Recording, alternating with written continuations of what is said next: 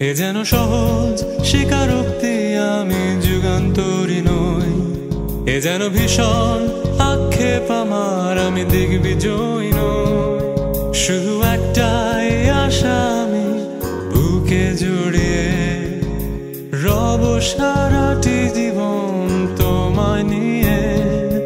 কোনো এক নিঃসঙ্গ রোদেলা রাতে দেখেছি প্রিয়তমা তোমার চোখে মিষ্টি হাসি। কোনো এক দুঃসহ জোছনা দিনে